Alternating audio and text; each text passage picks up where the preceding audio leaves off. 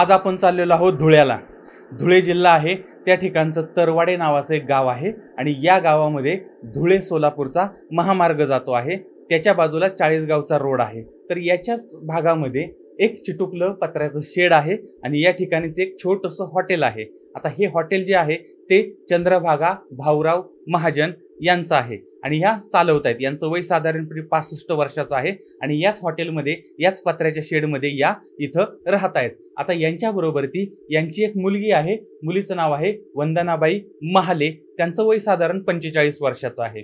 आता तारीख होती 22 मे 2022, वार होता रविवार। आता दिवसभर हे जे मायलेकी आहेत त्या मायलेकींनी काम केलेलं होतं, रात्रीचं जेवण केलं आणि बाहेर 2 खाटा होत्या, त्या खाटांवरती ह्या दोघी झोपलेल्या आहेत।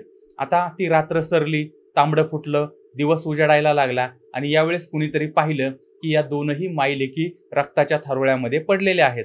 आता त्यांचे चेहरे बिघडवलेले होते, त्यांच्या शरीरावरती वार करण्यात आलेले होते, त्यांचा चेहरा, त्यांची मान त्यावरती वार करण्यात आलेले होते, खाटेवरून रक्त खाली निथळत होतं। आता या ठिकाणी मग लोक जमा झालेली आहेत आणि या दोघींचे नातेवाईक वगैरे मंडळी पण तिथं आली। पोलीस म्हणजे धुळे पोलीस जे आहेत त्यांना पण कळवण्यात आलं, ते सुद्धा घटनास्थळी आलेले आहेत आणि मग त्यावेळेस डॉग स्क्वॉडला बोलवण्यात आलेलं होतं आणि तो कुत्रा जो आहे तो घटनास्थळी आला आणि त्यानं त्या ठिकाणचं हुंगलं आणि तो काही अंतरावरती गेला आणि त्याच ठिकाणी गुटमळला। म्हणजे डॉग स्क्वॉडचाही काही इथं उपयोग झालेला नव्हता।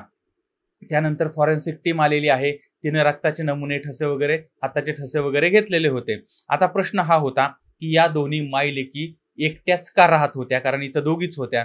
आता यांना कुणी जवळचे नातेवाईक नव्हते का, आणि जर समजा त्यांना अनेक नातेवाईक होते तर मग त्या एकट्याच का राहत होत्या आणि यांची हत्या का करण्यात आलेली होती, कोणी केलेली होती। आता पोलिसांनी सुरुवातीला आता या मायलेकींबद्दलची माहिती घेतली की या नक्की कोण आहेत आणि त्या एकट्याच का राहत होत्या।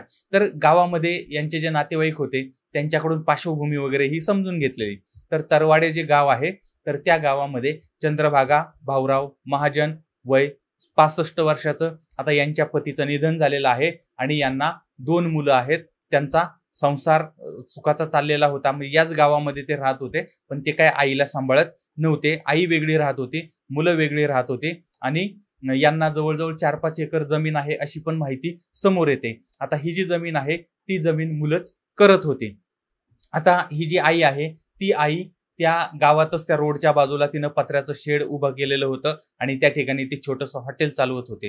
आता या चंद्रभागा ज्या आहेत त्यांची एक मुलगी पण आहे, त्यांचं नाव आहे वंदना गुणवंत महाले, त्यांचं वय 45 वर्षाचं आहे आणि यांना जळगाव या ठिकाणचं एरंडोल आणि या ठिकाणचं कासोदा आडगाव या ठिकाणी यांना दिलेलं होतं आणि कासोदा आडगाव या गावामध्ये या राहत होत्या। आता घरी पती होते, त्यानंतर मुलं लग्नाच्या वयात आलेली होती आणि यांना जवळजवळ 15 एकर शेती होती। म्हणजे यांच्या मुलीचं म्हणजे वंदनाचं घरदार अत्यंत सुखात होतं, समाधानी होतं, आनंदाने होतं, सगळी म्हणजे संतती संपत्ती सगळं काही यांच्याकडे होतं।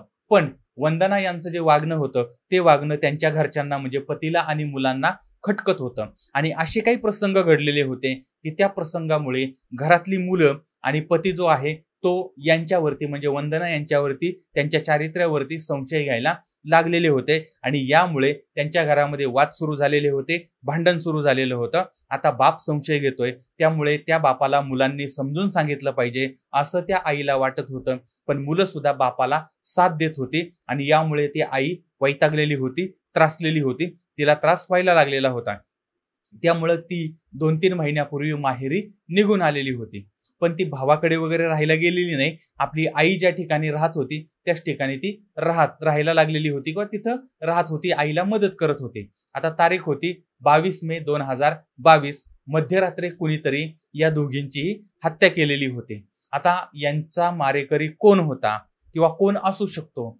आता गावातील जी आईची मुलं आहेत किंवा हिचे भाऊ आहेत ते मारेकरी असू शकतात का, किंवा ती जी मुलगी आहे त्या मुलीची मुलं किंवा पती हे मारेकरी असू शकतात का? म्हणजे प्रश्न अनेक होते। किंवा ह्याच्यामध्ये काही चोरीचा वगैरे संशय होता का, किंवा चोरी करण्यासाठी चोर आले आणि यांना मारलं, किंवा अजून काही वेगळं कारण आहे का? आता या सगळ्याचा तपास पोलीस करत होते। सगळ्यांची अगदी कसून तपासणी पोलिसांनी केलेली होती आणि या सगळ्या तपासणीमध्ये पोलिसांनी मुलगी जी आहे वंदना, तिचा धाकटा मुलगा, त्याचं नाव आहे हितेश, वय साधारणपणे 19 वर्षाचं आहे, याचं वागणं संशयास्पद वाटत होतं। आता ज्यावेळेस पोलिसांना याचा संशय यायला लागला या धाकट्या मुलाचा, त्यावेळेस पोलिसांनी याला टार्गेट करायला सुरुवात केली आणि त्याची उलट तपासणी घेतली आणि याच्यामधून या दुहेरी हत्याकांडाचा उलगडा झालेला होता. आता हा जो हितेश आहे, हा हितेश 19 वर्षाचा मुलगा आहे, पण आईच्या वागणुकीचा त्याला जास्त त्रास व्हायला लागलेला होता आणि घरातील यांची जी शांतता आहे ती शांतता सुद्धा भंगलेली होती. आता यांनी म्हणजे पतीनं किंवा मुलांनी आईला समजून सांगण्याचा प्रयत्न केलेला होता, पण तिच्या वागण्यामध्ये काही फरक पडत नव्हता आणि यामुळे ही मंडळी त्या आईचा रागराग करत होती किंवा तिला त्रास देत होती. आता आपण हे आईला सांगावं म्हणजे अशा पद्धतीनं वागू नको किंवा अशामुळे त्रास होतो, तर हे अत्यंत दुर्दैवाची गोष्ट आहे. म्हणजे की आईला मुलं सांगतात की तू असं वागू नको, तू असं करू नको, ही किती म्हणजे उलटी गोष्ट झाली, उलटी गंगा व्हायला लागली असं या ठिकाणी वाटत होतं आणि याचा परिणाम त्या तरुण मुलावरती जास्त होत होता आणि त्यामुळे तो आईची घृणा करायला लागलेला होता, आईचा त्याला राग यायला लागलेला होता आणि याच काळामध्ये मग तिची आई आहे वंदना, ती कुणालाही न सांगता गायब झालेली होती.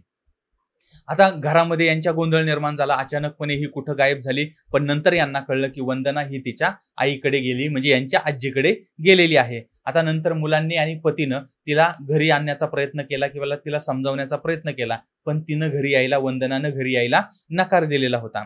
आता याच्यामध्येच ती आजी जी आहे म्हणजे चंद्रभागा ज्या आहेत, तर त्यांनी सुद्धा त्या लेकीला साथ दिलेली होती. आता ती मुलीला सोडायला तयार नव्हती. आता आई घरी येत नाहीये आणि आजी जी आहे ती आपल्या आईचं कान भरते आहे आणि यामुळे हा धाकटा मुलगा जो आहे हितेश, याला याचा राग यायला सुरुवात झालेली होती आणि तो आई आणि आजी यांचा द्वेष करत होता, त्याला राग येत होता आणि या रागामधूनच यानं ठरवलं की या दोघींचीही हत्या करायची आणि त्यांच्या हत्येचा कट रचायला त्यानं सुरुवात केली. रविवार, तारीख आहे 22 मे 2022 आणि हा जो हितेश आहे तो त्याची गाडी होती MH18 AB 8824. तर या दुचाकीवरती तो स्वार झालेला आहे. बरोबर त्यानं एक लोखंडी पाईप घेतलाय आणि तो पारोळ्याच्या मार्गे शिरूडच्या बाजूनं तरवाडे गावामध्ये म्हणजे रात्रीचा पोहोचलेला आहे, मध्यरात्रीचा पोहोचलाय.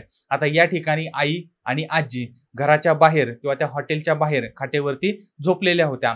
आता यानं आपलं पहिलं टार्गेट केलं आईला आणि ही जी लोखंडी रॉड आहे त्या रॉडनं आईच्या डोक्यामध्ये वार करायला सुरुवात केली.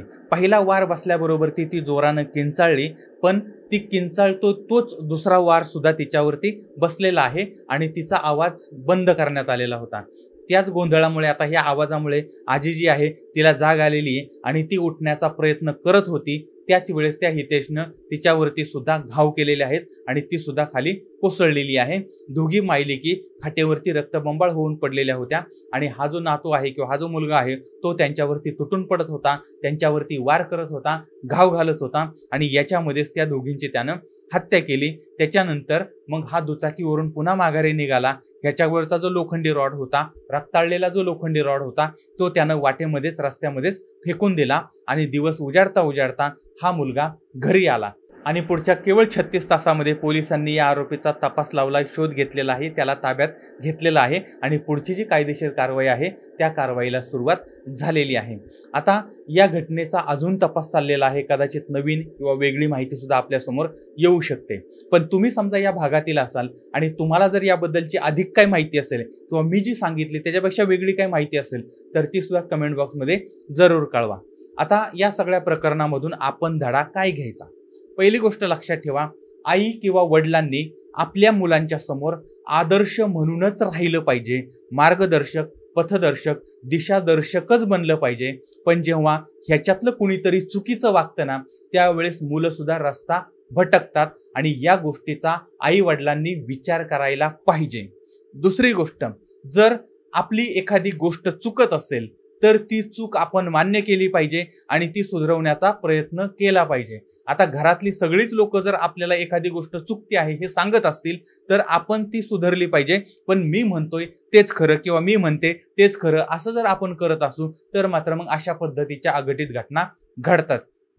तिसरी गोष्ट लक्षात ठेवा, आज अनेक मुलं आई वडिलांना एकटं सोडतात किंवा त्यांना वृद्धाश्रमामध्ये ठेवतात. आता यावेळेस आपण काय म्हणतो की बाबा ती मुलं जी आहेत ती मुलं नालायक आहेत, मुलं चुकतायत, मुलांचं बरोबर नाहीये. पण याच्यामध्ये सर्वस्वी चूक त्या मुलांची असते असं नाही. कधी कधी ती आई वडिलांची सुद्धा चूक असते. किंबहुना त्या आई वडिलांच्या संस्कारामुळेच हे सगळं घडत असतं.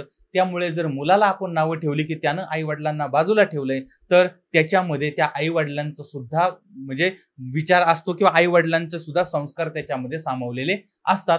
थोडक्यात काय लक्षात ठेवायचं, एका हातानं कधीही टाळी वाजत नाही.